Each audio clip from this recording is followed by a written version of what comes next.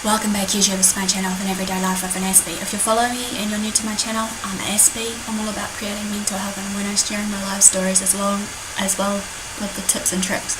I also basically do some beauty from ashes kind of everyday topics of what you may guys go through in your personal struggles, hopefully just to bring out in some light, inspiration, hope and discernment and just a bit of, peace and clarity to what may go on in your life, and hopefully know that you're not alone. So this one's obviously going to be all about the narcissist / psychopath versus everything else in this series. It is going to be in one of my playlistings to look out for, because as I said before, these needs to be addressed obviously, so that hopefully we can keep ourselves safe from whatever else. So if you see any warning signs based on this, please do seek help, because I don't forever want you to be unsafe or scared or whatever it may be. So let's begin this. As I said, this one's going to be broken into two parts of this one that I'm talking about, how to break the cycle of abuse. And I brought up about the first part, obviously the key importance about keeping safe for yourself, and even if you have kids or whatever it may be, so that you can know what's going down. So this one's obviously going to be part 2, moving on for good. As we know, sometimes we need to feel safe, as I said, and know the warning signs regardless. And I know that some people may love their partner to bits when they are abused and whatnot, and we tend to think regardless of it, or that they'll change and all that, and we have a hope holding on to it and hoping that it will change. But obviously sometimes it won't forever change until we have the power to break that cycle of abuse by walking away, and hopefully hope for the best that that abuser will get the help that they so do need from whatever it may be. So for the part 2, moving on for good, number 1 is learn to spot abusive relationships. Remember well the kind of situation that you were in and what led you down that path in the first place. Do your best to avoid making the same mistake again with a new partner by learning to spot the signs of abusers. Although you can't be certain when starting a new relationship, however, whether or not your partner will be abusive. Abusers do tend to have some common telltale signs, such as 1. Very emotionally intense, emotionally volatile, or bottling his emotion. 2. Codependent, unhealthy dependency on a relationship or a person. Number 3. They're charming. Number 4. A former victim of abuse. Number 5. An alcohol or a drug abuser. Number 6. Controlling of you and or others. Number 7. They're judgmental. Number 8. Are willing to compromise. Number 9. Pushes for quick commitment or involvement. Number 10. Cruelty to animals or children. Number 11. Playful use of force and sex, or demanding sex when you're ill, tired, or not even in the mood. Number 12, believes in rigid sex roles. Number 13, be aware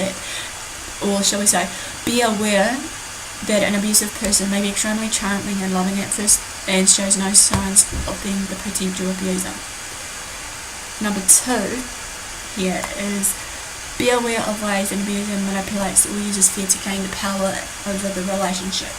An abuser may use certain tactics to keep you in the relationship, creating an imbalance until he holds all the power. Some of these tactics may include making and or carrying out threats of violence. 2.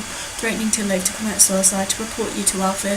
3. Smashing things or destroying property, displaying weapons or harming pets. Number 4, calling you name, playing mind game, putting you down, making you think you're crazy. Number 6, isolating you from friends and family, forcing you to constantly check in with your whereabouts, what you're doing and who you're with. Number 8, making light of the abuse or saying it didn't happen in the first place. Number 9, taking money or not allowing access to money, preventing you from getting a job. Number 10, threatening to take away children and using children to relay messages. Number 3, forget the past. Do best not to look back. It's easier said than done, or else you might get sucked back into the same vicious cycle you just have left from.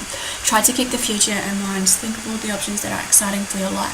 Think about the future can provide you with new meaning of life, or for your life. Try to think about what you might want to do with your life now that you are out of this abusive relationship. Brainstorm by writing down on a piece of paper some things you wanted to do that your abuser denied you to do. Number 4, spend time with your friends and family. Avoid becoming isolated. Being in an abusive relationship can leave you without friends or close family, so find people that you trust to lean on in your time of need.